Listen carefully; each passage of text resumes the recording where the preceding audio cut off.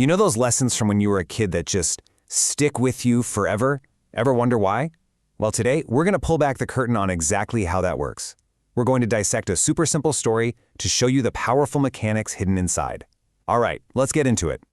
So we start right here with a big, universal idea. This is our destination.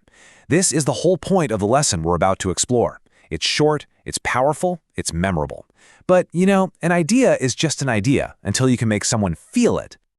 And that's the big question, isn't it? How do you take an abstract idea like greed leads to loss and actually wire it into someone's brain so it becomes second nature? Well, the answer is in this brilliant and honestly, surprisingly simple framework.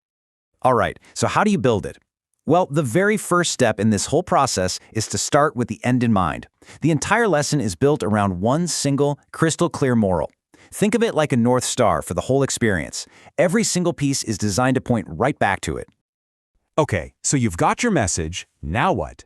How do you deliver it? Well, you don't just give a lecture. You tell a story. And get this, in this case, it's a story that's only 3 sentences long. This little narrative is the perfect vehicle, built specifically to carry that main idea in a way that's engaging and really easy to digest. So here's sentence number 1. A fisherman caught a golden fish. Simple, right? But it immediately sets the scene. We've got our character, the fisherman, and then boom, that little touch of magic, the golden fish. The stage is totally set for something interesting to happen. Okay, part 2. The fish promised to grant wishes if it was released. Now we've got a little conflict, an opportunity, a deal's on the table, a choice has to be made. And the stakes just got raised with wishes. It pulls you right in, makes you start wondering, what would I do here? And here it is, the climax and the resolution all wrapped up in one.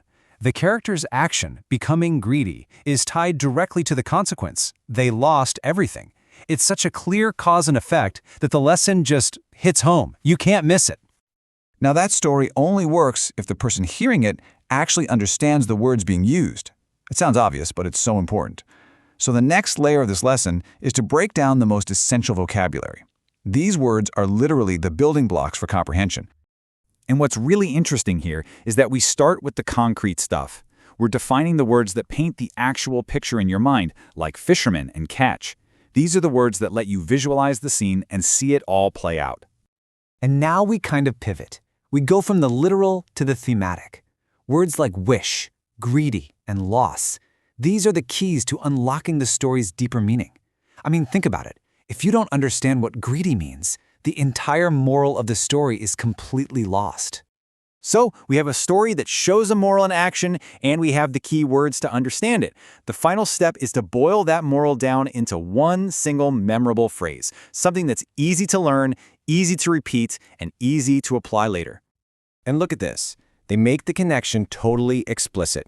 The moral of the story is the learning expression. There is zero room for confusion. The lesson isn't just hinting at a theme, it's handing you the main takeaway on a silver platter, which makes it incredibly easy to remember. Okay, let's pull all of these pieces together now. By taking apart this tiny little narrative, we've actually uncovered a complete and really powerful educational blueprint. It's a pattern for effective teaching that you can use again and again. And here's the formula, the whole recipe. Step 1, you start with a clear moral. Step 2, you tell a simple story that brings that moral to life. Step 3, you define the key words needed to get it. And step 4, you reinforce the lesson by stating it as a clear, standalone expression. It's a perfect little learning loop. And here's the crucial part. The lesson doesn't just end with giving you information. It ends with a challenge. By asking you, the learner, to actively use the new words, you move from just passively listening to actively creating. And that's what really cements the knowledge in your brain. It leaves us with a final thought, doesn't it? How many other complex ideas could be taught using this simple, powerful blueprint?